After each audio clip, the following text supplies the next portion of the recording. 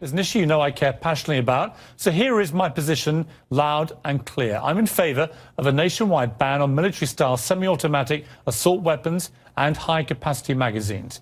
I want to close the gun show loopholes and require private dealers to run background checks on buyers at gun shows.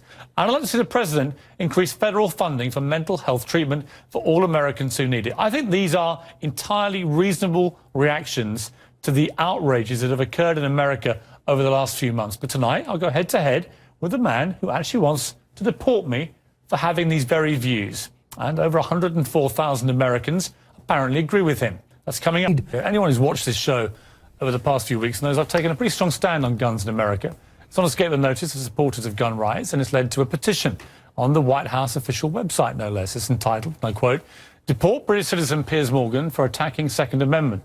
Take a look. More than 104,000 people have signed it so far. And joining me now is one of the people behind the petition, Alex Jones. He's host of the Alex Jones Show. Welcome to you. Piers, thanks for having me. Why do you want to deport me? Well, we did it as a way to bring attention to the fact that we have all of these foreigners and the Russian government, the official Chinese government. Mao said political power goes out of the barrel of a gun. He killed about 80 million people because he's the only guy that had the guns. So we did it to point out that this is globalism, and the mega banks that control the planet and brag that they've taken over, in Bloomberg, AP, Reuters, you name it, brag that they're going to get our guns as well. They've taken everybody's guns but the Swiss and the American people. And when they get our guns, they can have their world tyranny. Can't ban the iron rods. The guns, the iron rods, Piers, didn't do it. The tyrants did it. Hitler took the guns. Stalin took the guns. Mao took the guns. Fidel Castro took the guns. Hugo Chavez took the guns. And I'm here to tell you, 1776 will commence again if you try to take our firearms. Doesn't matter how many lemmings you get out there on the street begging for them to have their guns taken. We will not relinquish them. Do you understand? And that's why you're going to fail, and the establishment knows no matter how much propaganda, the Republic will rise again when you attempt to take our guns. My family in the Texas Revolution against Santa Anna, my family was at the core on both sides starting that because Santa Anna came to take the guns at Gonzales, Texas. Piers, don't try what your ancestors did before. Why don't you come to America? I'll take you out shooting. You can become an American and join the Republic. You finished? Yes, I am finished.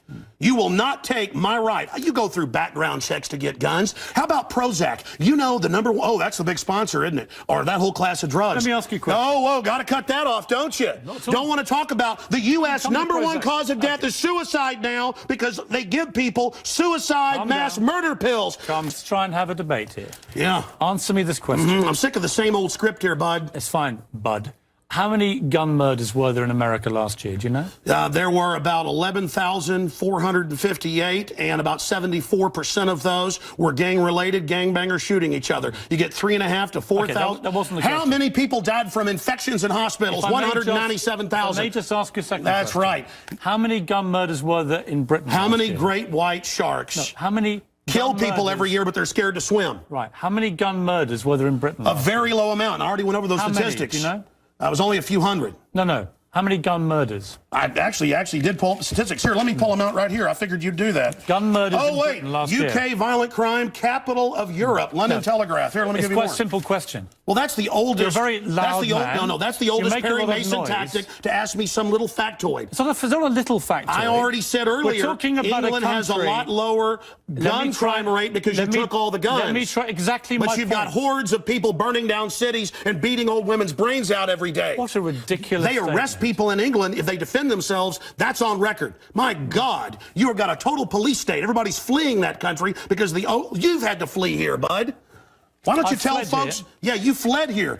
Why don't you go back and face the charges for the hacking scandal? Answer this question. How many Why'd you get fired from the Daily Mirror for putting out fake stories? You're a hatchet man to murder thousands of Americans. To murder. I can speak in this accent as well. Yeah, I probably own more than 50 firearms. Many of them have increased in value 2, 3, or even 4 times. I sleep very comfortably outside Austin, Texas, knowing that I can defend my family. Okay, Alex Jones, this is Infowars.com. This is the man who wants to deport me from the country for wanting to get rid of it's to point out you're a foreigner, a red coat, here telling us what to do. Whatever. Go back to where they took the guns if you don't like it. The communist...